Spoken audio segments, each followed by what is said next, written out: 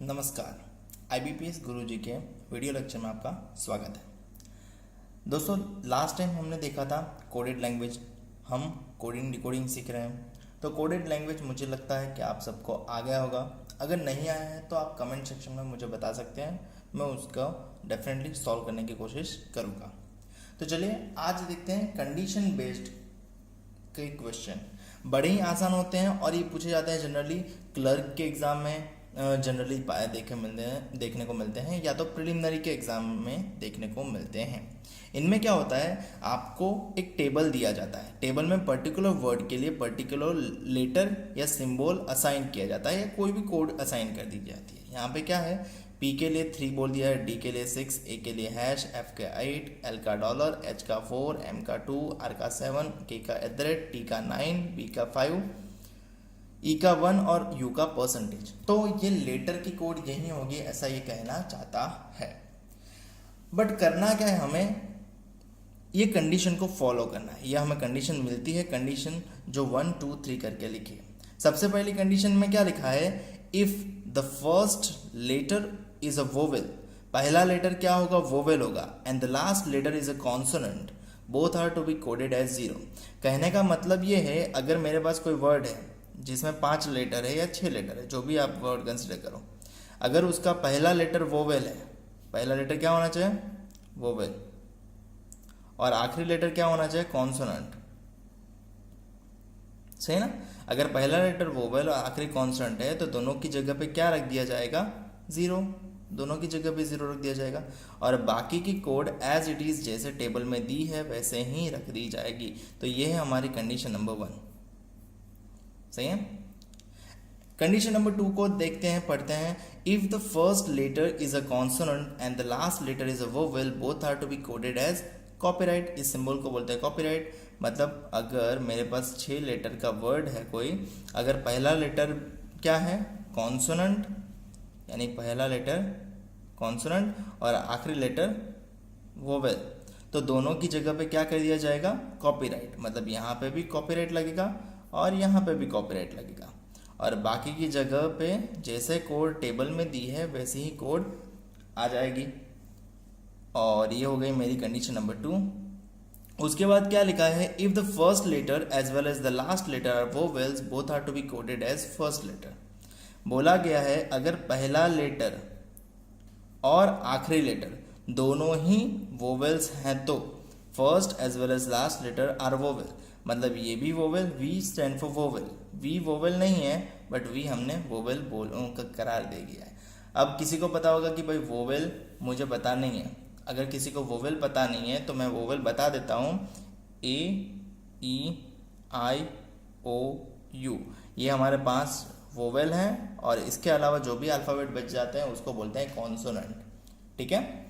चलिए, तो अगर पहला और आखिरी दोनों वोवेल है तो both are to be coded as code for the first letter. First letter मतलब ये जो होगा उसको ही दोनों जगह पे कोड लगेगी, मतलब उसी की कोड पीछे लगेगी, पीछे वाले वोवेल की कोड कहीं पे यूज़ नहीं होगी और बाकी की कोड एज इट इज़ जैसे टेबल में दी है। तो ये हो गई हमारी कंडीशन नंबर 3।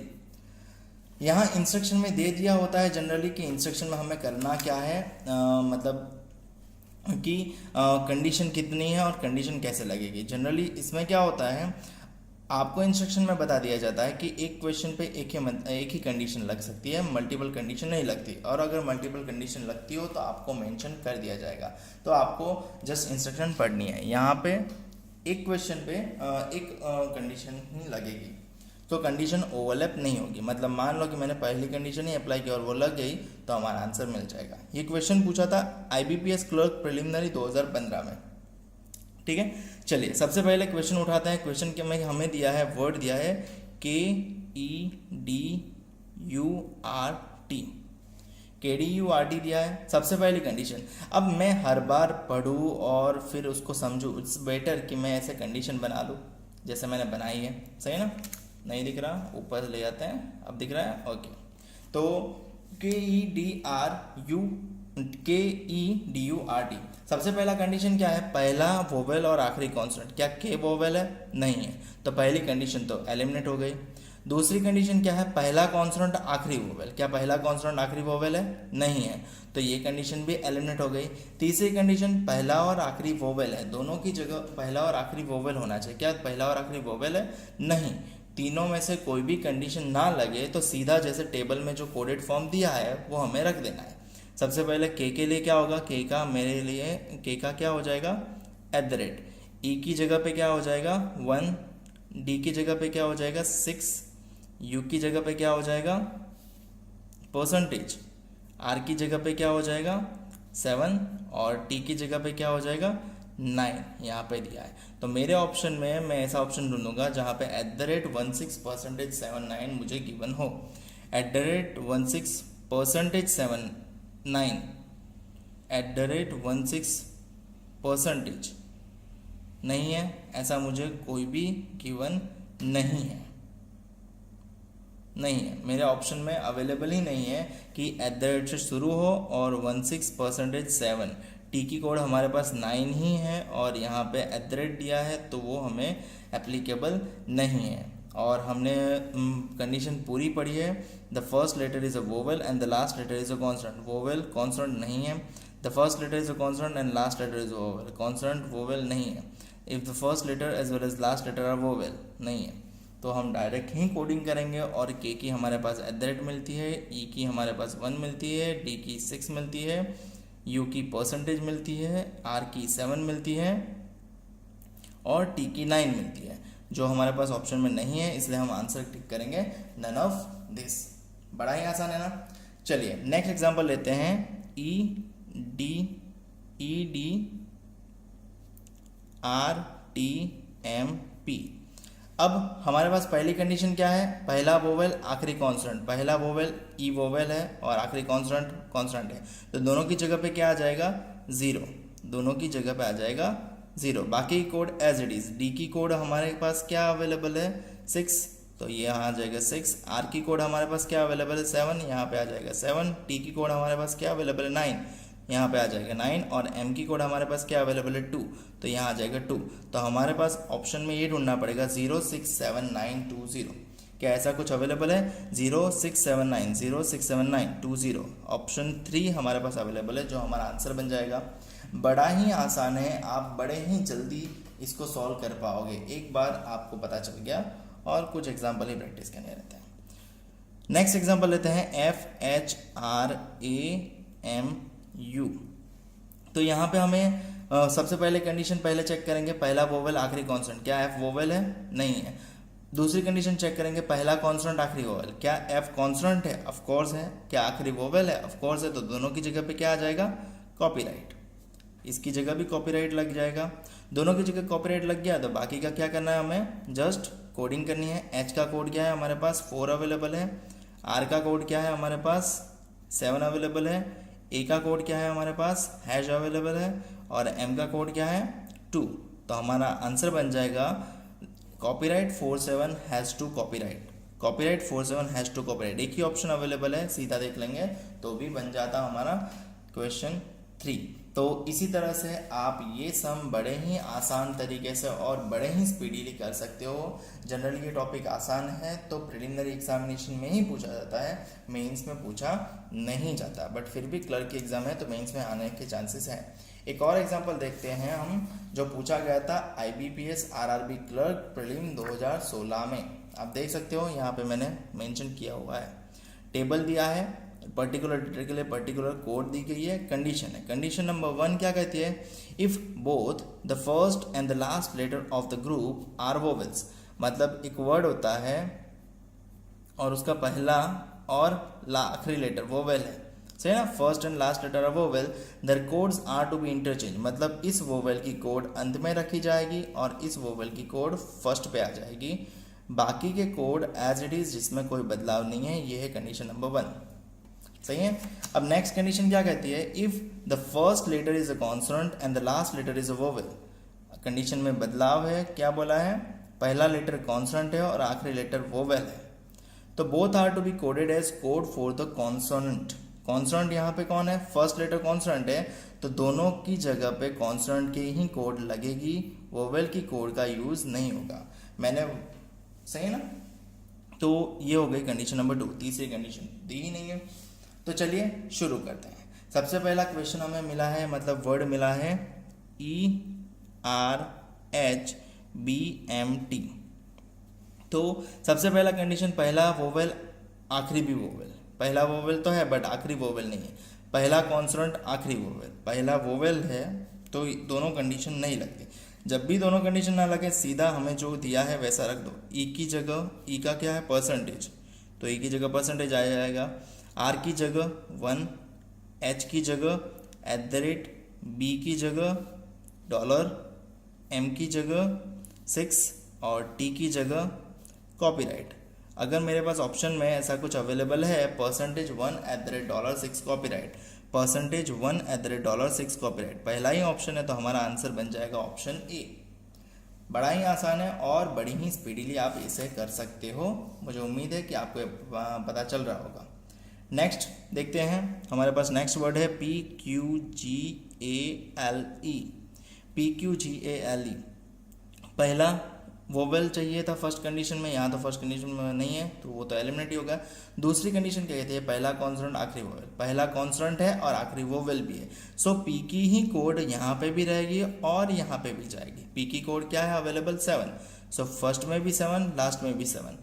अगर हमारे पास ऑप्शन में बहुत सारे हैं तो क्यू की कोड क्या होगी, क्यू की कोड है 2, जी की कोड क्या होगी, जी की कोड है हैश, ए की कोड क्या होगी, ए की कोड है 8 और एल की कोड क्या होगी, एल की कोड है 9, यहाँ पे दी है एल की कोड। सो हमारे पास ऑप्शन में 72 हैज़ 897 अवेलेबल होना चाहिए, 72 हैज़ 897, ऑप्शन बी मेरे पास अवेलेबल है जो मेरे आंसर से पूरा मैच करता है। नेक्स्ट क्वेश्चन है हमारे पास EMTAHA,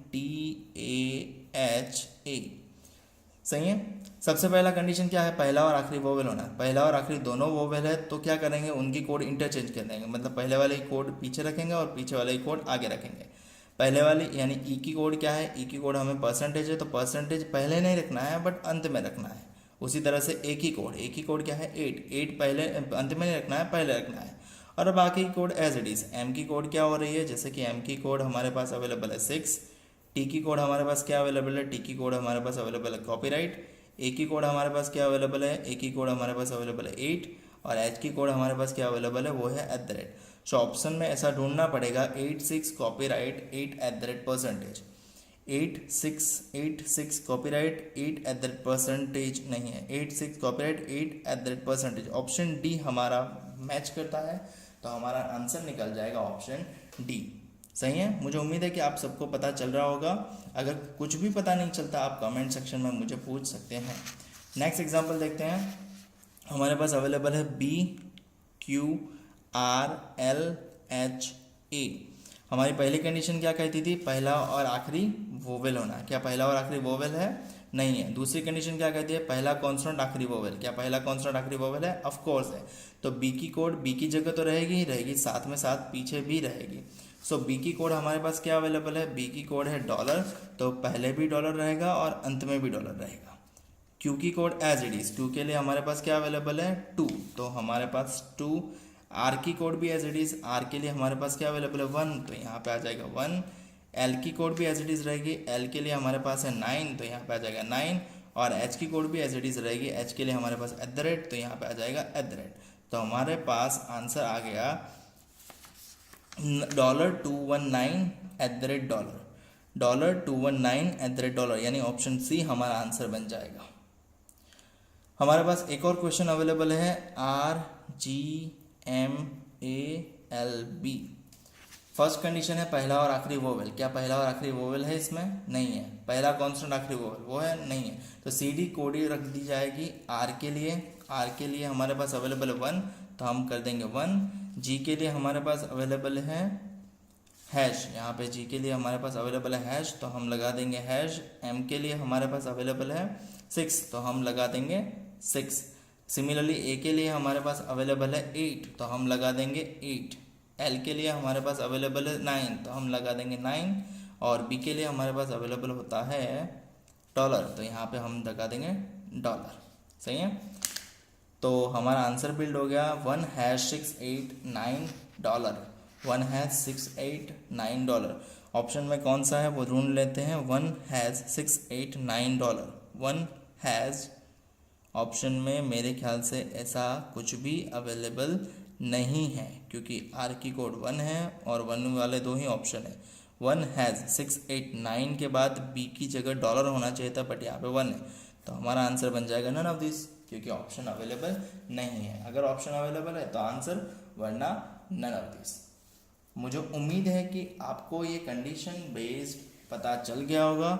आपके लिए एक होमवर्क है, आपको जस्ट देख लेना है और स्क्रीनशॉट ले लेना है, और हो सकता है तो मैं आपको पीडीएफ अवेलेबल करवा दूंगा। आप जस्ट स्क्रीनशॉट ले सकते हो या देख भी सकते हो, सही है ना। आपको ये होमवर्क में करना है और मुझे कमेंट में आंसर बताने हैं। ये भी क्वेश्चन पूछा गया था पिछले साल नहीं, ये क्वेश्चन पूछा गया था आरआरबी क्लर्क प्रिलिमिनरी 2017 में, पिछले साल पूछा जाता है। बड़े ही आसान होते हैं और डिफ़िकल्ट ज़्यादा नहीं रहते। और एक और होमवर्क है आपके लिए, क्वेश्चन नंबर 14 से 8, आप इसका भी स्क्रीनशॉट ले सकते हो अगर लेना चाहते हो तो। और ये पूछा था एसबीआई क्लर्क मेंस 2016 में, ये मेंस में पूछा गया था, सही है ना। तो ऐसा कुछ है नहीं कि मेंस में ना पूछें, तो आपको ये ध्यान रखना है। आपको मुझे इसके आंसर कमेंट सेक्शन में बताने हैं और जिस समय आपको बताऊंगा, और पीडीएफ शायद पॉसिबल होगा तो मैं अवेलेबल करवा दूंगा। किसी ने मेरे प्रीवियस लेक्चर नहीं देखे हैं तो वो देख ले, उसमें आपको पूरा अवेलेबल मिलेगा। तो इस वीडियो में इतना ही रखते हैं। Thank you.